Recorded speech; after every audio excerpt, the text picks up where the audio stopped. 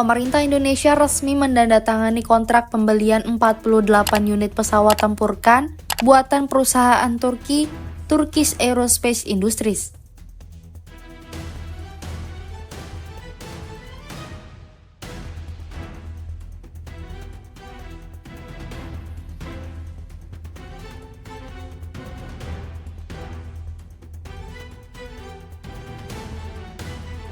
Di tengah perlombaan senjata udara global yang semakin sengit, Turki berdiri di persimpangan jalan sejarahnya sendiri. Di satu sisi, negara itu ingin keluar dari bayang-bayang ketergantungan teknologi barat. Di sisi lain, dunia pertahanan modern menuntut teknologi paling kompleks yang pernah diciptakan manusia, pesawat tempur generasi kelima. Ketika CEO Turkish Aerospace Industries, Mehmet Demiroglu, menyebut bahwa prototipe KAAN akan terbang dalam konfigurasi tempur sebenarnya paling lambat Juni 2026, pernyataan itu bukan sekedar jadwal penerbangan. Itu adalah pertaruhan geopolitik, ekonomi, dan teknologi Turki dalam satu proyek raksasa. Pertanyaannya bukan lagi apakah KAAN bisa terbang, tetapi apakah Turki benar-benar mampu mengubah mimpi kemandirian militernya menjadi realitas di udara. KAAN, yang sebelumnya dikenal sebagai TFX atau MMU, bukan proyek pesawat tempur biasa. Ia lahir dari trauma strategis Turki sendiri ketika dikeluarkan dari program F-35 akibat pembelian sistem pertahanan udara S-400 dari Rusia. Keputusan politik itu membuat Ankara menyadari satu hal: tanpa industri pertahanan mandiri, kekuatan udara mereka selalu berada di bawah kendali pihak lain. Maka KAAN dirancang bukan hanya sebagai pengganti F-16, melainkan sebagai simbol kebangkitan teknologi pertahanan nasional. Dalam pernyataannya di kanal YouTube Saha Istanbul, Demiroglu menekankan bahwa KAAN adalah titik balik strategis, bukan sekedar pesawat, tetapi tonggak perubahan posisi Turki dalam rantai industri militer global. Data yang ia ungkapkan menunjukkan bahwa proyek ini telah memasuki fase yang sangat sensitif. Prototipe P0 telah menyelesaikan 2 penerbangan sebagai pesawat uji teknik. Artinya, struktur dasar, aerodinamika awal, dan sistem kontrol dasar sudah diuji di udara. Namun penerbangan P1 dalam konfigurasi sebenarnya adalah lompatan besar. Pada tahap ini, pesawat tidak lagi sekedar terbang, tetapi membawa sistem avionik, radar, dan kemungkinan simulasi beban tempur yang mendekati kondisi operasional. Di dunia pengembangan pesawat tempur, peralihan dari demonstrator teknologi ke prototipe konfigurasi nyata sering menjadi fase paling rawan kegagalan. Demiroglu menjelaskan bahwa setiap prototipe harus menjalani 2 hingga 3 bulan uji darat intensif sebelum penerbangan. Pernyataan ini menunjukkan pendekatan konservatif yang relatif matang. Dalam industri penerbangan militer, kecelakaan prototipe bukan hal baru. Program F-22, F-35, bahkan pesawat generasi keempat seperti Eurofighter Typhoon, semuanya mengalami penundaan karena masalah sistem dan struktur. Dengan menegaskan bahwa tidak ada penerbangan sebelum validasi sistem selesai, TAI berusaha menampilkan citra disiplin teknis, bukan sekedar ambisi politik. Namun tantangan terbesar KAAN bukan terletak pada badan pesawat atau radar, melainkan pada jantungnya, mesin. Untuk saat ini, KAAN masih bergantung pada mesin F-110 buatan General Electric, mesin yang sama yang digunakan pada F-16.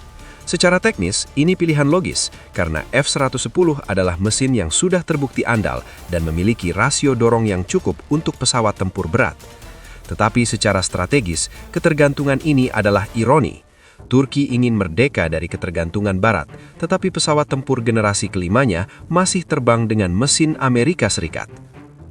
Permintaan 80 unit mesin F-110 kepada Kongres AS yang belum disetujui memperlihatkan betapa rapuhnya fondasi awal proyek ini. Jika izin tersebut ditolak atau dibatasi, jadwal produksi serial KAAN bisa terganggu secara signifikan. Saat ini, hanya 10 mesin F-110 tersedia untuk keperluan uji terbang. Ini berarti setiap prototipe harus berbagi sumber daya mesin, memperpanjang waktu pengujian dan meningkatkan risiko keterlambatan. Disinilah mesin turbofan TF35000 buatan dalam negeri menjadi sangat penting. Demiroglu menyebut bahwa pengujian dan produksi mesin ini baru akan dimulai pada 2031 dengan target penyelesaian pada 2032. Jadwal ini menunjukkan bahwa KAAN pada fase awalnya hampir pasti akan menggunakan mesin asing. Secara realistis, mustahil bagi Turki untuk langsung mengoperasikan mesin dalam negeri dalam waktu dekat, karena pengembangan mesin jet tempur adalah salah satu bidang teknologi paling kompleks di dunia. Negara seperti Amerika Serikat dan Inggris membutuhkan puluhan tahun pengalaman untuk menyempurnakan teknologi ini. Bahkan China, dengan investasi besar dan transfer teknologi Rusia, masih berjuang menyempurnakan mesin generasi kelima mereka.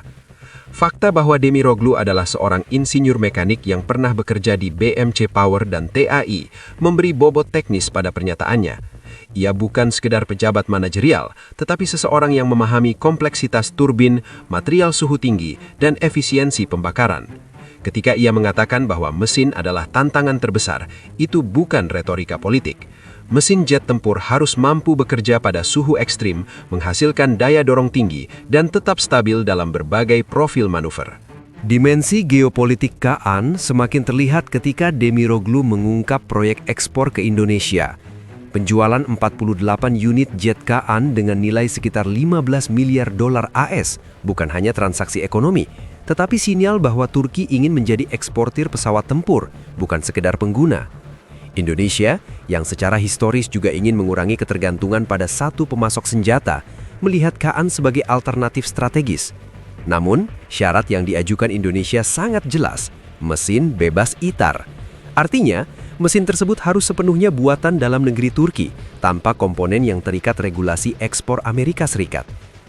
Permintaan ini mencerminkan realitas baru dalam perdagangan senjata. Negara pembeli tidak hanya membeli pesawat, tetapi juga membeli kedaulatan operasional. Pengalaman embargo senjata pada masa lalu membuat banyak negara berkembang sangat sensitif terhadap aturan ITAR. Jika sebuah pesawat bergantung pada komponen AS, maka secara hukum penggunaannya bisa dibatasi oleh Washington. Dengan meminta mesin bebas ITAR, Indonesia ingin memastikan bahwa pesawat tersebut tidak dapat dimatikan secara politik melalui sanksi teknologi.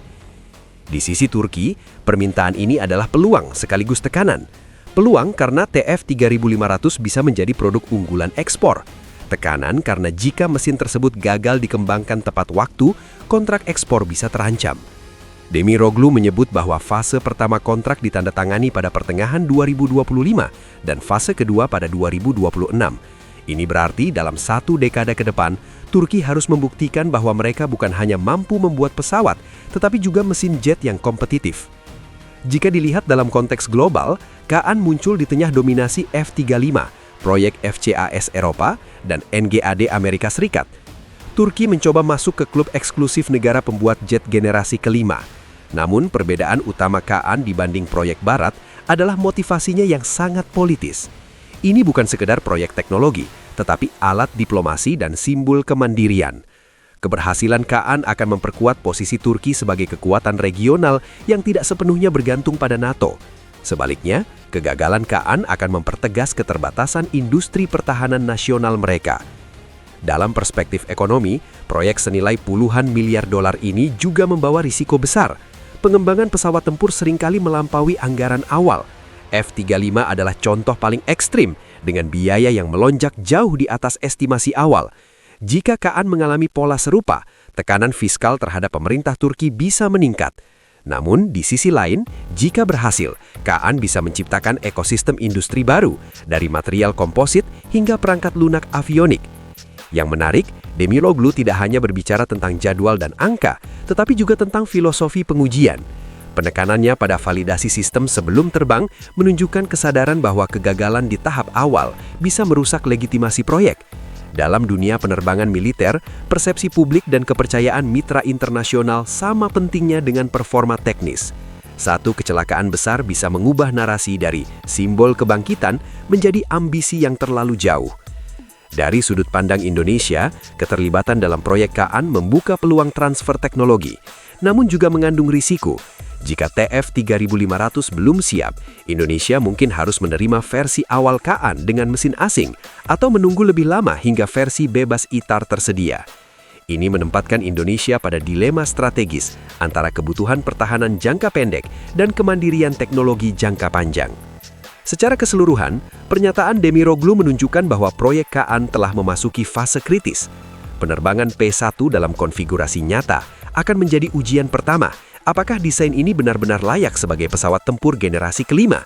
Bukan hanya dari sisi aerodinamika, tetapi juga integrasi sistem dan stabilitas operasional. Jika fase ini berhasil, Turki akan melangkah ke tahap berikutnya dengan kepercayaan diri lebih besar. Jika gagal, jadwal ambisius hingga 2030-an bisa runtuh. Kesimpulannya, Kaan bukan hanya pesawat, tetapi cermin dari ambisi strategis Turki dan dinamika geopolitik global.